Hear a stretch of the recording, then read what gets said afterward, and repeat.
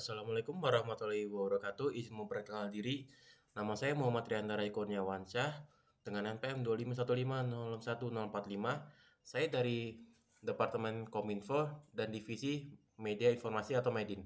Di sini saya akan menjelaskan tentang studi kasus dari orientasi pengurus. Di mana sini saya akan menjelaskan tentang mekanisme penyelenggaraan pemilihan raya atau pemira. Yang pertama di sini ada identifikasi kebijakan yang terjadi. Kebijakan utama yang terjadi dalam studi kasusnya adalah penerapan surat keputusan Ketua Himatro tentang mekanisme penyelenggaraan pemira. Kebijakan ini secara spesifik mengatur pembentukan panitia pemira yang harus diisi oleh mahasiswa paling muda atau semester 1 di jurusan Teknik Elektro. Selain itu, ada aturan tegas terkait pencalonan, di mana pasangan calon ketua dan wakil ketua Himatro wajib merupakan mahasiswa semester 3. Kebijakan ini juga membuat teknis pemungutan suara secara langsung dengan kertas suara, aturan ketat mengenai sah atau tidak suara, serta batas standar error 5% untuk mencegah kecurangan. Lalu, yang kedua, dampak terhadap organisasi mahasiswa.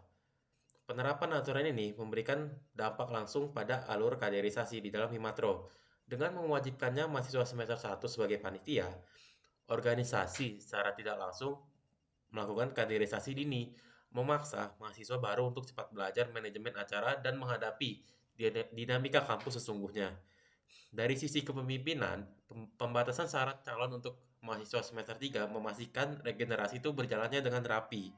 Namun, ada resiko operasional yang lumayan besar karena kepanitiaan dipegang oleh mahasiswa baru yang mungkin masih minim pengalaman, sehingga rentan terjadi kesalahan teknis saat pemungutan suara maupun penghitungan suara yang berujung pada sengketa.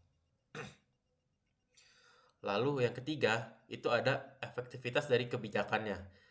Jadi secara konsep, kebijakan ini sebenarnya terbilang efektif dan antisipatif terhadap berbagai kemungkinan buruk di lapangan. Aturannya sangat detail, bahkan sudah menyiapkan skenario jika kandidat mendaftar kurang dari 2 pasangan, meskipun waktu sudah diperpanjang. Yaitu, pemilihan tetap dilanjutkan dengan memunculkan opsi kotak kosong.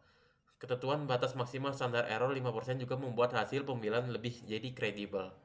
Apabila batas error tersebut terlewat, panitia itu wajib melakukan pemungutan suara ulang. Jadi dari segi manajerial, aturan ini lumayan solid untuk meminimalisir celah kecurangan. Lalu di nomor 4 itu ada analisis kesesuaian dengan aturan yang lebih tinggi. Kebijakan mekanisme pemira ini aman dan tidak bertentangan dengan aturan yang lebih tinggi di atasnya. Dalam konsideran SK disebutkan dengan jelas bahwa penyusunan mekanisme ini merujuk langsung pada anggaran rumah tangga atau ART Himatro Unila bab 7 pasal 15 dengan poin 3.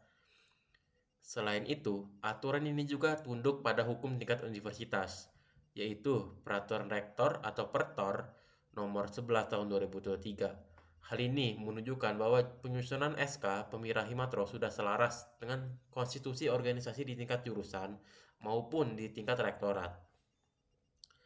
Lalu, nomor 5, yaitu yang terakhir, yaitu ada langkah, sikap, dan strategi organisasi mahasiswa.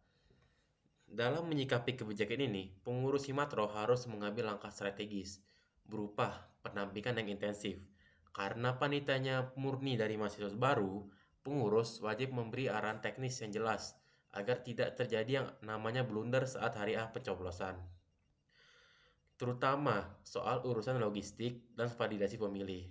Selain itu, organisasi perlu menggencarkan pencerdasan kepada anggota Himatro terkait tata cara mencoblos yang benar untuk menekan angka suara tidak sah agar standar error 5% tidak terlampaui.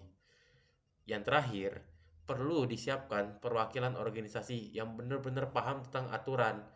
Ini berfungsi untuk mengawal proses penyelesaian sengketa di ranah kepala jurusan atau dekan jika adanya terjadi keributan pasca penghitungan suara.